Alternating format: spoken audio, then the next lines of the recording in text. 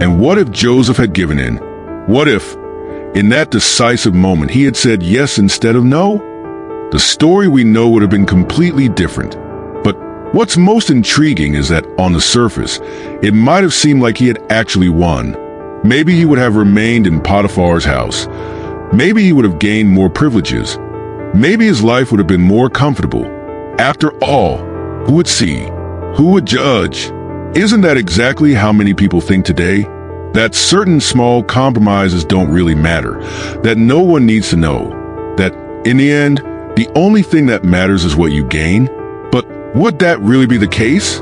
Or would Joseph have lost something far greater than a position? The truth is that the choices we make in the dark determine who we become in the light. And Joseph understood that. He knew that giving in to temptation meant more than just a fleeting act. It meant a shift in identity, a betrayal of his own essence. He could have surrendered and carried on with his life, but at what cost? What's even more fascinating is that, from a human perspective, resisting did not bring him immediate rewards.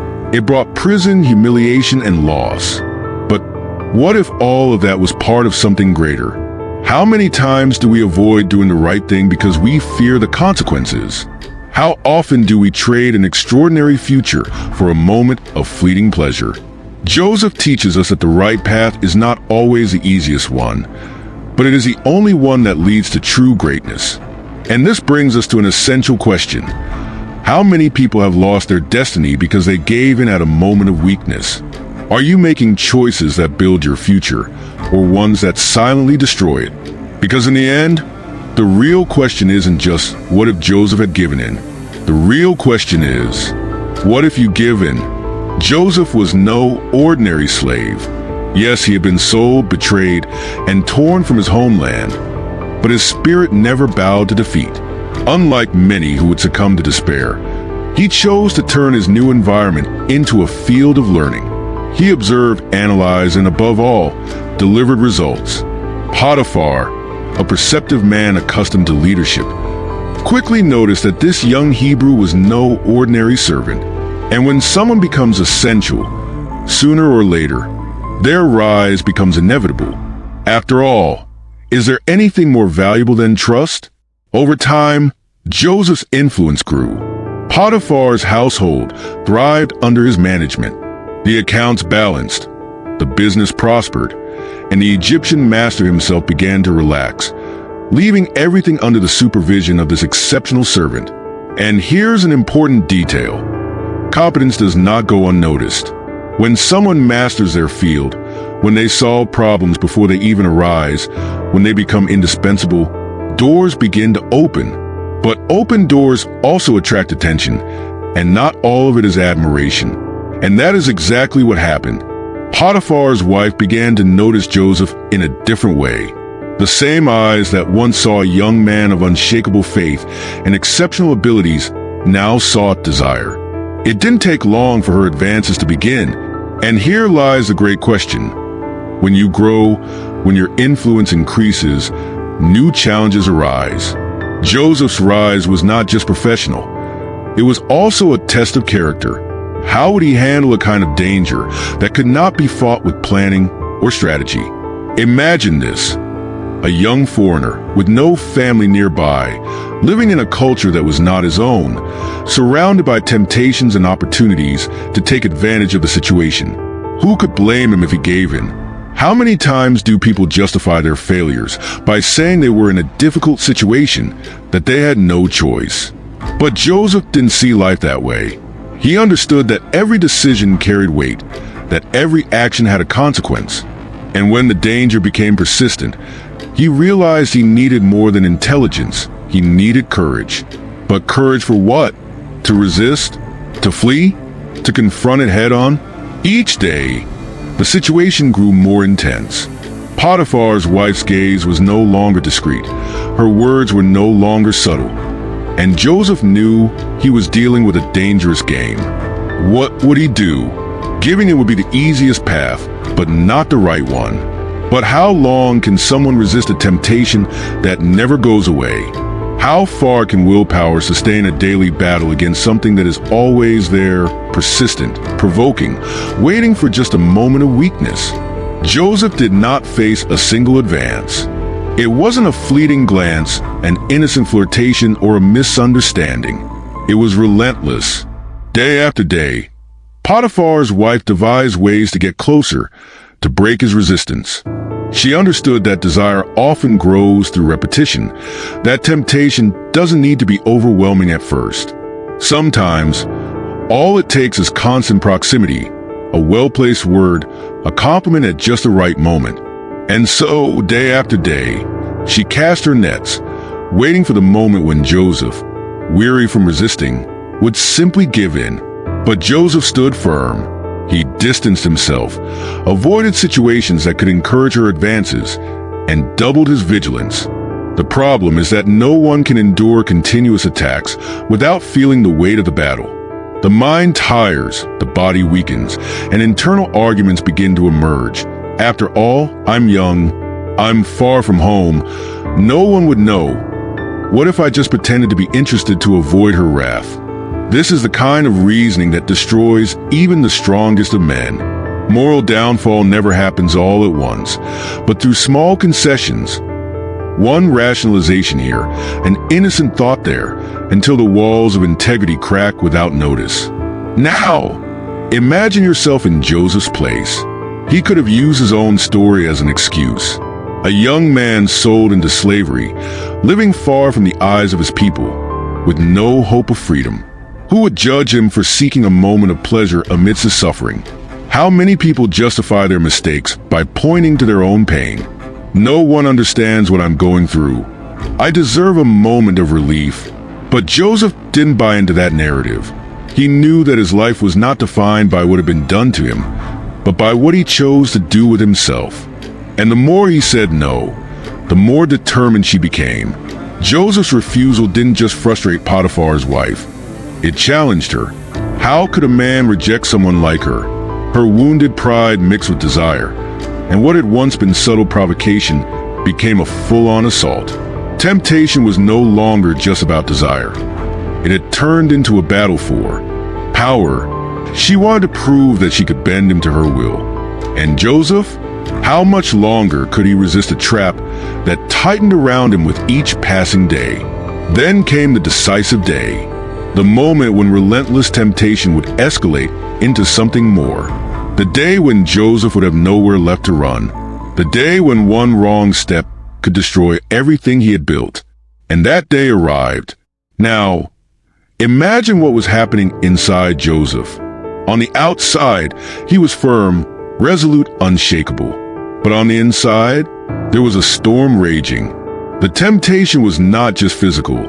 It was emotional, psychological. It wasn't merely about carnal desire, but an internal battle between what he felt and what he knew was right. After all, he was human. How many times must he have questioned whether it was worth continuing to resist? How many nights must he have lain awake, wondering how far his willpower could take him? And here lies a crucial point. No one is tempted by what does not interest them. If it were something completely indifferent, it wouldn't be a struggle. But the fact that Joseph had to resist daily indicates that something was at stake. A natural desire? Perhaps. The fear of losing his privileges? Possibly. The pressure of being alone without family, without anyone to support him? Absolutely. But above all, there was something greater guiding his choices. He did not want to betray Potiphar's trust. And more than that, he knew he was not just standing before human eyes, but before the eyes of God. This is where many people fail. They think that if no one sees, then it's okay. That if no one will ever find out, then the mistake doesn't count. But Joseph saw beyond that. He understood that the true test of character happens when no one is watching. True integrity is not what we show others. It is what we are when we are alone. He could have given in and continued his life as the administrator of Potiphar's household. But at what cost? Who would he become if he betrayed his own conscience? Then came the great question. How much longer could he hold out? He knew that one mistake could ruin everything. But he also knew that continuing to resist was making things more dangerous. Potiphar's wife was not the kind of woman who accepted no as an answer. Joseph had to decide, and the decision was not just about giving in or not. It was about who he wanted to be. He was standing before a choice that would define not just his present, but his entire future. And then something happened. The game changed. Temptation turned into a full-blown trap. And this time, there was no escape. There was no way to walk away unscathed. Joseph had to act fast. But how? How do you escape from a situation that has been carefully designed for you to fail? And then it happened. It wasn't a fleeting flirtation, nor just another day of relentless pursuit. It was a trap. Joseph was alone in the house. No servants nearby, no witnesses. Just him, I, and her. Potiphar's wife would wait no longer. She approached, grabbed his robe, and made her intentions clear. There would be no more refusals, no more escapes. Now, Joseph was cornered. If he stayed, he would fall. If he resisted, he could be accused of assault. What was the way out? There was only one path. The hardest one, the riskiest one, but the only one that kept his integrity intact. He fled. He didn't try to negotiate. He didn't try to explain himself. He didn't try to justify anything. He just ran. And in fleeing, he left his robe behind in her hands. Now, pause for a moment and think about that.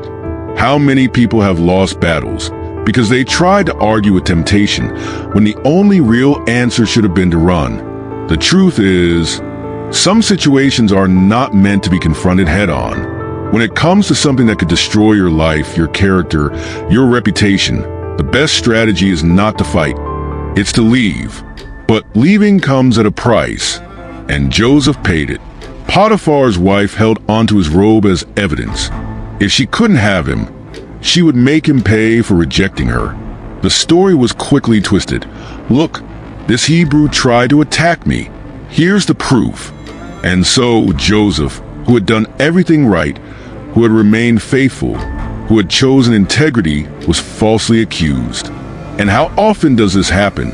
How many times does someone pay a high price for staying true to their values? Being a person of integrity does not always bring immediate rewards. In fact, it often seems like doing the right thing leads straight to suffering. But Joseph didn't measure his choices by the consequences. To him, losing a position was better than losing himself. He chose humiliation over guilt, prison over regret. But now what? What happens when the world misinterprets your intentions? When your faithfulness leads you to a place you never wanted to be? Joseph was about to discover that sometimes the descent is part of the ascent. What seemed like rock bottom was actually the beginning of something far greater. The problem? He didn't know that yet. All he knew was that his integrity had cost him his freedom. And now, what would come next? Joseph found himself in a new situation, and it was the worst possible one. From being the respected and trusted administrator of Potiphar's household, he was now a prisoner, accused of a disgraceful crime. And the worst part, he had no chance to defend himself. There was no trial, no witnesses to support him, only Potiphar's wife's word against his. And when the accuser has power and influence, the truth often becomes irrelevant. But here's an interesting detail. He wasn't sentenced to death. A slave accused of assaulting the wife of an Egyptian official would typically be executed immediately. So why did Potiphar choose prison instead? Perhaps deep down, he knew his wife wasn't telling the whole truth. Even so, Joseph was thrown into the darkness of a prison cell. No comfort, no prospects. Once again, he could have given in to despair. He could have questioned God, doubted everything, sunk into bitterness. But Joseph was different. Instead of lamenting, he started to stand out. Before long, the prison warden noticed something unusual about him. While the other prisoners grumbled, Joseph worked. While others wasted away, he organized. And just as it had happened in Potiphar's house, his excellence became undeniable. And here's a crucial point. Wherever Joseph was placed, he transformed the environment around him. He understood something that many never learn. It's not about where you are, but who you become in the process. He could have said, "Now I'm a prisoner. There's no hope left." But instead, through his actions, he declared, "If I am here, I will do my best here." And that teaches us a powerful lesson. How many people give up because their circumstances change? How many bury their potential because they believe they've been forgotten? Joseph didn't know it, but that prison was a gateway to something greater. What seemed like a punishment was actually a training ground. And when you understand that every season has a purpose, you stop asking, "Why did this happen to me?" and start asking, "How can I grow through this?" And so, even at rock bottom, Joseph began to rise again, but he was still in prison. He was still an unjustly accused man, waiting for something that seemed like it would never come. What he didn't know was that, in that very prison, a new chapter was about to unfold. An unexpected encounter, a gift that would draw attention, and a path that, in the blink of an eye, would take him from the prison to the palace. So now that you know Joseph's story and the impact of his choices, I ask you, what temptations are trying to pull you off the right path? What easy opportunities seem advantageous now, but could cost you greatly in the future? Are you making choices based on momentary pleasure or on building a legacy? Because, in the end, every decision has a price, whether it's the price of discipline or the price of regret. Joseph lost his position, lost his freedom, lost everything, or did he? Because in the middle of the prison, in the midst of injustice, in what seemed to be the end, he was actually just one step away from the throne. And what if he had given in? What if he had chosen the easier path? He would have gained something temporary and lost something eternal. Isn't that the same dilemma many people face today? Trading character for convenience, trading purpose for fleeting pleasure, trading a great future for a moment of gratification? The truth is, resisting is never easy. Integrity doesn't come without a cost. But the real question isn't, how much does it cost to do the right thing? The real question is, how much does it cost to sell your soul for something that isn't worth it? Are you willing to pay that price? Or is it time to rethink your decisions, your compromises, your excuses? Because in the end, everyone faces a defining moment. The difference is between those who resist and those who give in. So tell me, have you been strong, or have you been giving in to what is most convenient? Have you been running like Joseph, or are you stepping closer and closer to something that could destroy you? Think carefully. Joseph's story isn't just about him. It's about you, about me, about all of us. What do you do when no one is watching? That is the question that defines your destiny. And if you want to keep growing, learning, and building a life based on unwavering values, subscribe to the channel, turn on notifications, and continue this journey with us. Because great stories are made by great choices, and your story is still being written.